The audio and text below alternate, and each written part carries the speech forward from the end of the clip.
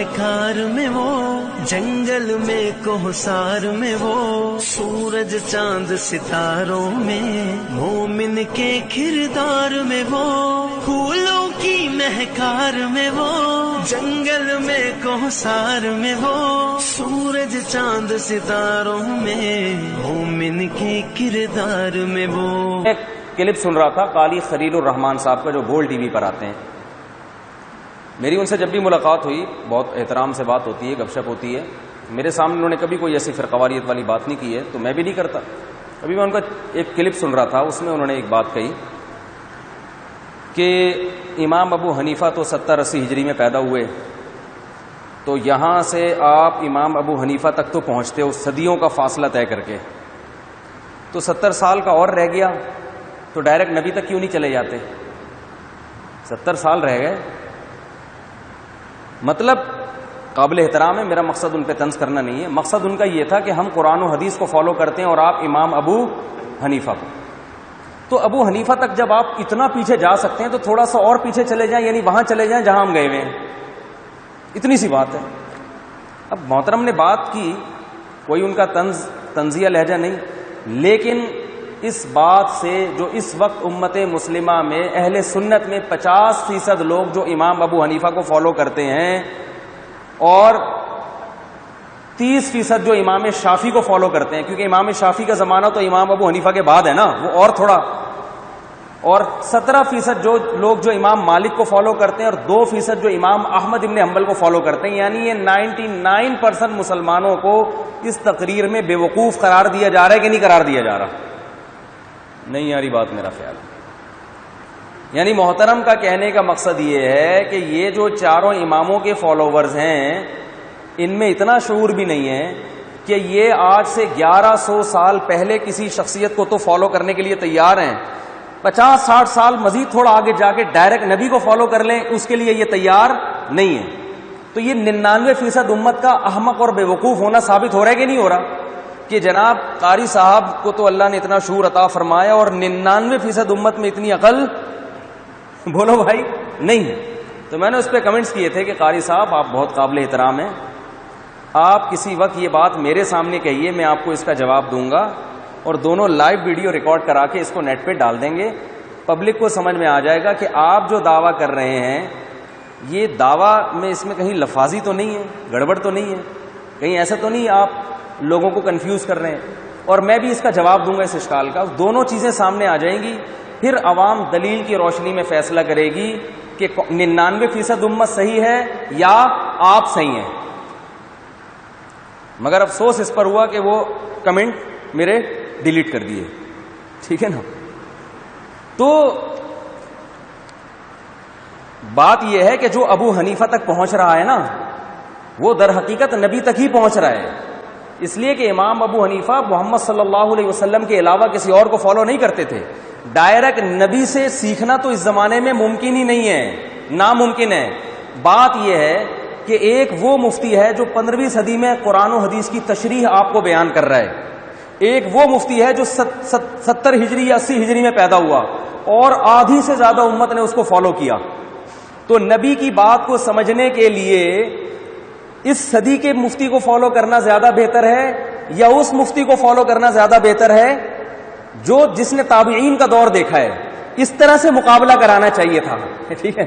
99% امت کہتی ہے کہ قرآن و حدیث کی تشریح کے لیے، سمجھنے کے لیے اس دور کے مفتی کو فالو کرنے کے بجائے ان لوگوں کو فالو کیا جائے جن کو 99.99% امت نے فالو کیا ہے، اپنا امام مانا ہے۔ تو آپ امام ابو حنیفہ کا مقابلہ پیغمبر سے نہ کرائیں، آپ ابو حنیفہ کا مقابلہ اپنے آپ سے کرائیں کہ مجھے فالو کرنا زیادہ بہتر ہے یا ابو حنیفہ کو۔ آپ امام ابو حنیفہ کو نبی کے مقابلے میں لا کے یہ شو کر رہے ہیں کہ وہ کچھ اور بات پہ فتویٰ دیا کرتے تھے، وہ قرآن و حدیث نہیں، وہ ان کی اپنی آرا ہوتی تھی، اور آپ جو بات کر رہے ہیں وہ قرآن و حدیث کی روشنی میں ہوتی ہے۔ نہیں آ رہی سمجھ میں؟ جب یہ کہتے ہیں نا حدیث کو لینا یا ابو حنیفہ کی بات کو لینا ہے، تو ظاہر انسان کہتا ہے یار میں امام حنیفہ کو کیوں لوں، میں تو حدیث کو لوں گا۔ مقابلہ یوں کرانا چاہیے کہ حدیث کی ایک تشریح میری ہے، ایک کس کی ہے؟ ابو حنیفہ کی، ان دونوں میں کس تشریح کو لوگے؟ پھر لوگ کہیں گے آپ کو کیوں لیں، آپ کی تشریح کیوں مانیں، امام حنیفہ کی مانیں گے نا۔ یہ عجیب جرت ہے یار، اپنے قول کو عین حدیث قرار دینا اور ابو حنیفہ کے قول کو ان کا اپنا ذاتی قول قرار دینا. یہ لفاظی ہو رہی ہے مارکیٹ میں. آ رہی ہے سمجھ میں کہ نہیں آ رہی ہے؟ اپنے قول کو تو ایک صاحب آئے نا امام کے پیچھے فاتحہ پڑھنے پر الجھ گئے مجھ سے، کہنے لگے وہ بخاری کی یہ حدیث ہے جس میں آتا ہے کہ وہ نہ پڑھو فاتحہ، امام کے پیچھے قرات نہ کرو سوائے فاتحہ کے. میں نے کہا مسلم کی یہ حدیث ہے جس میں آتا ہے امام کو امام اس لیے بنایا جاتا ہے کہ تکبیر کہے تو تکبیر کہو، وَإِذَا قَرَأَ فَأَنصِتُوا، قرات شروع کرے تو خاموش ہو جاؤ، وَإِذَا قَالَ وَلَا الضَّالِّينَ، جب وَلَا الضَّالِّينَ کہے تو آمین کہو، اور جب رکوع کرے تو رکوع کرو. میں نے کہا اس میں تو نہیں ہے فاتحہ. تو میں کہہ رہے ہیں اس حدیث کا پھر کیا ہوگا؟ میں نے کہا پھر اس حدیث کا کیا ہوگا؟ کہہ رہے ہیں یار یہ تو اس کے اگینسٹ جا رہی ہے تو ہم اس حدیث کو مانیں گے. تو میں نے کہا میں آپ سے نہیں کہتا کہ امام کے پیچھے فاتحہ پڑھی نہیں پڑھی، میں کہہ رہے آپ اپنی حدیث کو تو دلیل ماننے کے لیے تیار ہو، دوسرے کی حدیث کو پیش کرنے کے لیے بھی تیار نہیں ہو. اب حدیثوں میں تعارض کے وقت پھر ہر ایک کا اپنا اصول ہوتا ہے.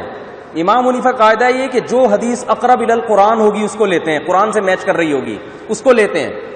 وہ کہتے ہیں قرآن میں آتا ہے اذا قرئ القرآن فاستمعوا له وانصتوا، جب قرآن کی تلاوت کی جائے خاموشی سے سنو. وہ کہتے ہیں قرآن کی تلاوت میں سورہ فاتحہ تو سب سے پہلا مصداق ہے، کیونکہ سورہ فاتحہ کو تو قرآن نے الگ سے بیان کیا ہے. وَلَقَدْ آتَيْنَاكَ سَبْعًا مِّنَ الْمَثَانِي وَالْقُرْآنِ الْعَظِيمِ، ہم نے آپ کو 7 الگ سے آیات دی اور باقی قرآن. تو ان 7 آیات کو تو قرآن کا الگ سے کہا گیا ہے کہ یہ قرآن ہے، یعنی یہ بہت بڑی اللہ کی نعمت ہے. تو قرآن کا تو سب سے پہلا مصداق ہی سورہ فاتحہ ہے. تو اللہ فرما رہے ہیں جب وہ تلاوت کی جائے تو خاموشی سے سنو. یہ خطبے کے بارے میں بھی ہے، یہ نماز کے بارے میں بھی ہے. میں نے اس آیت پہ بہت تحقیق کی. اس آیت کا جو صحیح مطلب ہے کہ جب قرآن باقاعدہ سنانے کی نیت سے سنایا جا رہا ہو تو پھر اس کا سننا واجب ہے. ایک آدمی اپنے طور پر ویسے ہی تلاوت کر رہا ہے اس کا سننا واجب نہیں ہے، لیکن جب قرآن کی محفل ہو اس میں باقاعدہ نصیحت کے لیے قرآن سنایا جا رہا ہے پھر اس کا سننا کیا ہے؟ واجب ہے. تو سورہ فاتحہ جب امام نماز میں پڑھتا ہے تو سنانے کے لیے پڑھتا ہے نا. دوسری حدیث میں نے ان کو یہ پیش کی، میں نے کہا یہ جو آپ حدیث پیش کر رہے ہیں کہ جو شخص فاتحہ نہیں پڑھتا اس کی نماز نہیں ہے، آئیے صحیح مسلم میں اسی حدیث کو مکمل بیان کیا گیا ہے. آپ صلی اللہ علیہ وسلم نے فرمایا من لم یقرأ بفاتحۃ الامام فصاعدا، جو سورہ فاتحہ پلس سورت نہیں ملاتا اس کی نماز نہیں ہوتی. تو اگر یہ امام اور مقتدی دونوں کو ہے تو مقتدی پر فاتحہ کے ساتھ سورت ملانا بھی واجب ہے. میں فروعی مسائل میں تشدد کا قائل نہیں ہوں، لیکن ہمارے ہاں ایک فریق مسلسل اپنی دلیل کو دلیل مانتا ہے اور پھر اپنی دلیل کو کہتا ہے کہ دیکھو یہ نبی کا قول ہے اور یہ ابو حنیفہ کا قول ہے. تو ابو حنیفہ نبی سے 70-80 سال کے بعد آئے تو ابو حنیفہ تک پہنچ سکتے ہو، اس سے 70 سال پہلے ڈائریکٹ نبی تک کیوں نہیں پہنچ جاتے؟ تو یہ لفاظی ہو رہی ہے. سمجھ رہے ہیں؟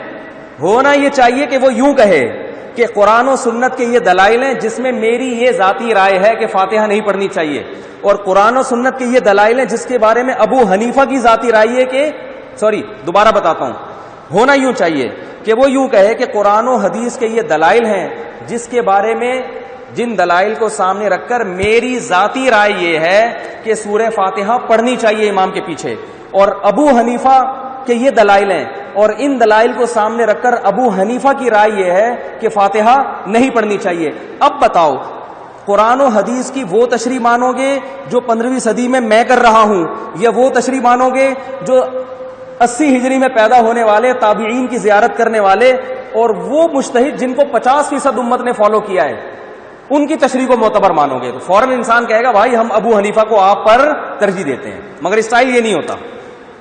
اسٹائل یہ ہوتا ہے کہ یہ حدیث ہے اور یہ قول ابو حنیفہ ہے، کس کو مانو گے؟ تو ظاہر ہے جب نبی کی بات اور ابو حنیفہ کی بات آئے گی تو انسان کہے گا میں تو نبی کو مانوں گا.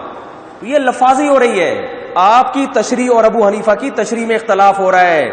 ابو حنیفہ کے قول میں اور حدیث میں اختلاف نہیں ہو رہا. حدیث کی ایک تشریح ابو حنیفہ کر رہے ہیں، ایک آپ کر رہے ہو. آپ اپنی تشریح کو نبی کا قول قرار دیتے ہو اور ابو حنیفہ کی تشریح کو ان کی ذاتی رائے قرار دیتے ہو. یہ عجیب بات ہے کہ آپ کو تو نبی کو فالو کرنے کا شوق ہے، نبی کے مقابلے میں اپنی ذاتی رائے پیش کرنے کا شوق نہیں ہے، اور ابو حنیفہ جو تھے وہ نبی کے قول کے مقابلے میں اپنی ذاتی آرا پیش کیا کرتے تھے. تو اس طرح کی سوچ سے امت مجتہدین سے بدگمان ہوگی کہ نہیں ہوگی؟ سمجھ میں آ رہی ہے بات کہ نہیں آ رہی ہے؟ تو یہ چل رہا ہے یوٹیوب پہ، بس جو اٹھ کے تو اختلافی مسائل میں ہم شدت کے قائل نہیں ہیں، ہم تو اس کے قائل ہیں دوسرے کے دلائل کو بھی ہم دلیل مانگتے ہیں، ہم کہتے ہیں یہ بھی اختلاف ہے وہ بھی اختلاف، لیکن ایک طبقہ اس امت میں توڑ پیدا کر رہا ہے قرآن و حدیث کا لیبل لگا کے، اور وہ کہتا ہے ہم جو کہتے ہیں وہ عین قرآن عین حدیث ہے، حنفی جو کہتے ہیں یہ ابو حنیفہ کی اندھی تقلید ہے. سمجھ میں آ رہی ہے بات؟ اور ان کے فالوورز اپنے مجتہد کی اندھی تقلید کر رہے ہوتے ہیں، کیونکہ دوسرے کی دلیل سننے کے لیے تیار نہیں ہوتے، سنتے ہیں تو انہوں نے فیصلہ کیا ہوتا ہے اس پہ رد ہی کرنا ہے. ایک صاحب میرے پاس آئے کہ رفع الیدین سے بحث کرنے لگے، میں نے کہا پھر تو حدیث میں یہ بھی آتا ہے، سنن نسائی کی حدیث ہے کہ 2 سردوں کے درمیان نبی نے رفع الیدین کیا ہے. کہہ رہے وہ ضعیف ہے. میں نے کہا آؤ بیٹھو اس پہ بات کرتے ہیں، میں ثابت کروں گا کہ وہ ضعیف نہیں ہے. ناصر الالبانی نے اس کو صحیح قرار دیا ہے. کہہ رہے نہیں وہ ضعیف ہے. نئی بات کی بھاگ گئے. تو یہ اندھی تقلید ہے کہ نہیں ہے؟ دلائل سے بات کرنی ہے تو پھر پورا ایک موضوع میں گھسو، اندر تک جاؤ، ایک موضوع میں اچھی طرح گھس کے اس کی گہرائی میں جا کے پھر آپ کی تحقیق کا پتہ چلتا ہے. یک طرفہ دلائل سننے سے تحقیق نہیں ہوتی. تو جیسے انہوں نے مسجد بنائی نا، منافقین نے لیول کیا تھا مسجد، مگر مسجد کا کام تو جوڑنا ہوتا ہے، وہ کیا کر رہی ہے؟ توڑ. تو آج بھی بہت سے لوگ قرآن و سنت کا لیبل لگاتے ہیں. قاری خلیل صاحب سے مجھے یہ توقع نہیں تھی کہ 99% امت جو چاروں ائمہ میں سے کسی کی تقلید کر رہی ہے ان کو اس طرح سے محترم نے گمراہ قرار دیا ہے. تو میں نے قاری صاحب سے کہا کبھی بیٹھیں چھاؤں میں آئیں ہم سے بھی بات کریں. ٹھیک ہے نا؟ تو ہم تو قاری صاحب کا بھی احترام کرتے ہیں، ہماری نظر میں اہل حدیث بھی اہل سنت میں داخل ہیں، بشرطے کہ اعتدال کا راستہ اختیار کریں. ہم تو تقلید کے اپنی جو ہماری رائے ہے نا کسی ایک مجتہد کو فالو کرنا چاہیے، اس پہ بھی ہم اڑے ہوئے نہیں ہیں. ہماری رائے کرنا چاہیے، کوئی نہیں کرتا ہم اس پہ بھی کوئی فاسق فاجر ہونے کا ٹھپا تھوڑی لگاتے ہیں. ہم تو اتنے براڈ مائنڈیڈ ہیں، اور آپ مینورٹی میں 1% بھی نہیں ہیں، آپ 1% بھی نہیں. اور وہ یہ بھی کہتے ہیں کہ اہل حدیث تو امام احمد بن حنبل بھی تھے. ایک اہل حدیث عالم نے میرے خلاف باقاعدہ کلپ ریکارڈ کروایا کہ اہل حدیث کا جو مسلک ہے وہ تو بہت پرانا ہے، امام احمد بن حنبل اہل حدیث ہے اور پردہ صدیوں. تو یہ وہی دلیل ہے جو جماعت المسلمین والے دیتے ہیں. بھائی جماعت المسلمین کا لفظ تو ہمیں حدیث میں ملتا ہے، جو موجودہ جماعت المسلمین کا فرقہ ہے وہ تو اب پیدا ہوا ہے. تو اہل حدیث کا جو لفظ ہے وہ محدثین کے لیے استعمال ہوتا تھا. اس کی سب سے بڑی دلیل یہ ہے کہ امام احمد بن حنبل کو اہل حدیث کہا جاتا ہے، ان کے فالوورز کو حنبلی کہا جاتا ہے. حالانکہ جو اہل حدیث کو فالو کرے وہ تو اہل حدیث کہلانا چاہیے نا. اس کو پتہ یہ چلا کہ امام احمد بن حنبل کو وہ والے اہل حدیث نہیں تھے جو ایک باقاعدہ مسلک ہے. ٹھیک ہے نا؟ وہ حدیث کے ظاہر کو زیادہ فالو کیا کرتے تھے. فقہاء میں 2 طرح کے فقہاء تھے، ایک وہ جو حدیث کے ظاہر کو لیتے ہیں، ایک وہ جو حدیث میں بہت زیادہ غور و فکر کر کے جو ہے نا وہ بہت ساری حدیثیں سامنے رکھ کر ایک رائے قائم کرتے ہیں، حدیث کے ظاہر کو نہیں لیتے. تو جن محدثین کا رجحان حدیث کے ظاہر کی طرف تھا ان کو اہل حدیث کہا جاتا تھا. تو ان کے فالوورز کو اہل حدیث نہیں کہا جاتا، کیونکہ یہ کوئی فرقہ تھوڑی تھا، کوئی مسلک تھوڑی تھا. یہ جو آج اہل حدیث فرقہ ہے یا مسلک ہے، یہ تو ہندوستان میں انگریز کے آنے کے بعد وجود میں آیا ہے. سمجھ میں آ رہی ہے بات؟ تو اب اپنا نام آپ نے اہل حدیث رکھ لیا اور آپ نے پرانی کتابوں سے دکھایا کہ اہل حدیث بہت پرانے ہیں، تو یہ مغالطہ ہے. صحیح ہے نا؟ ایسے تو جماعت المسلمین پھر سب سے پرانی تنظیم ہے، کیونکہ جماعت المسلمین کا تذکرہ تو صحیح بخاری میں ہے. ہم کہتے ہیں وہ جماعت المسلمین ہم لوگ ہی ہیں جو صدیوں سے چلے آ رہے ہیں. تو ایسے ہی ہم ہی اہل حدیث ہیں جو امام احمد بن حنبل کو بھی مانتے ہیں، امام شافعی کو بھی مانتے ہیں. امام شافعی بھی اہل حدیث تھے، ان کے فالوور شافعی کہلاتے ہیں، اہل حدیث نہیں کہلاتے. وجہ کیا ہے کہ یہ ٹرم جو ہے نا اہل حدیث کی، یہ بعد میں ایجاد ہوئی ہے. تو آپ کو یہ ثابت کرنا پڑے گا کہ آپ امام احمد بن حنبل کو فالو کرنے والے ہیں یا ان کے اصول کو فالو کرنے والے ہیں، تو پھر آپ یہ کہہ سکتے ہیں کہ میں پھر حنبلی ہوں. اور امام احمد بن حنبل اہل حدیث تھے. اگر آپ کی طرح کے اہل حدیث تھے تو امام احمد بن حنبل 20 رکعت تراویح کے قائل تھے. 8 کے قائل بولو بھائی نہیں تھے. امام احمد بن حنبل 3 طلاقوں کو 3 سمجھتے تھے. آج اہل حدیث 3 طلاقوں کو 1 سمجھتے ہیں. امام احمد بن حنبل عورت کی سمٹ کے نماز پڑھنے کے قائل تھے. آپ عورت کے مردوں کی طرح نماز پڑھنے کے بولو بھائی قائل ہیں. امام احمد بن حنبل سے جو مضبوط روایت ہے وہ یہ ہے کہ ان کے ہاں موضوع پر مسح کی کچھ شرائط ہیں، آپ کے ہاں وہ شرائط بولو نا بھائی نہیں ہیں. اور بہت ساری چیزیں ہیں. اور اگر آپ کہتے ہو ہم امام احمد بن حنبل اہل حدیث اس لیے تھے کہ وہ قرآن و حدیث کو فالو کرتے تھے، تو امام ابو حنیفہ کیا تورات اور انجیل کو فالو کرتے تھے؟ تو یہ لفاظی میں پھر بتا دوں، میرا مقصد اہل حدیث کی مخالفت نہیں ہے، میرا مقصد ہے کہ آپ سیدھا سیدھا بتائیں بھائی ہم کسی مجتہد کو فالو نہیں کرتے، ہماری جو سمجھ میں آتا ہے ہم اس پہ عمل کرتے ہیں، یہ بات ٹھیک ہے، یہاں تک ٹھیک ہے. لیکن یہ کہنا اپنے آپ کو درست ثابت کرنے کے لیے غلط دلائل دینا، یہ دلائل نہیں ہے. اور پھر میں بتا دوں تاکہ اعتدال کی بات رہے کہ اہل حدیث میں جہاں کچھ گڑبڑے ہیں تو یہ میرا مقصد ہرگز نہیں ہے کہ باقی سارے دودھ کے دھلے ہوئے ہیں، کہ میں باقیوں کو کہہ رہا ہوں کہ وہ ان میں کوئی خرابی نہیں ہے. جو حنفی ہیں، جو امام حنیفہ کی طرف اپنے آپ کو منسوب کرتے ہیں، وہ سارے تھوڑی دودھ کے دھلے ہوئے ہیں، کچھ گڑبڑے ان میں بھی ہیں. تو میرا مقصد کسی ایک فرقے کو ملامت کرنا اور دوسرے کو کہنا کہ یا میں جس فقہ حنفی کو فالو کرتا ہوں اس میں سارے سیٹ ہیں، ایسا نہیں ہے. ان میں الگ ٹائپ کی برائیاں ہیں، ان میں الگ ٹائپ کے مسائل ہیں، سب میں نہیں ہے. جیسے اہل حدیث میں بھی سب میں نہیں ہوتے، یہاں بھی بہت ساری چیزیں ہیں جو میں بیانات میں بتاتا رہتا ہوں. تو بس مقصد میرا اس پوری تقریر کا یہ ہے کہ لیبل کو نہ دیکھو، اس زمانے میں لیبل کو مت دیکھو کہ کون قرآن و حدیث کا لیبل لگا رہا ہے، کون مسجد کا لیبل لگا کے. مسجدوں میں آپ کو پتا ہے ایسا بھی ہوتا ہے کہ مسجد میں آپ ایک مسجد بناتے ہو، آج بھی ہو رہا ہے، بہت نمازی آ رہے ہیں، بلا وجہ اس کے ساتھ ہی کوئی دوسری مسجد بنا کے کھڑا ہو جاتا ہے تاکہ یہاں کے نمازی ٹوٹ جائیں. تو ہے تو یہ بھی مسجد، مگر اس کے پیچھے اچھے مقاصد نہیں. اور ہو رہا ہے کہ نہیں ہو رہا ہے؟ ایسا ہوتا ہے بھائی. ایک محلے میں ایک مسجد ہے، فوراً آپ نے اگلی گلی میں دوسری مسجد بنا لی. تو جب ضرورت نہیں ہے تو کیوں بنا رہے ہو؟ صرف اس لیے کہ میرے مریدین ادھر کیوں جا رہے ہیں، ٹھیک ہے نا، میرے مریدین ادھر کیوں جا رہے ہیں. پھولوں کی مہکار میں وہ، جنگل میں کوہسار میں وہ.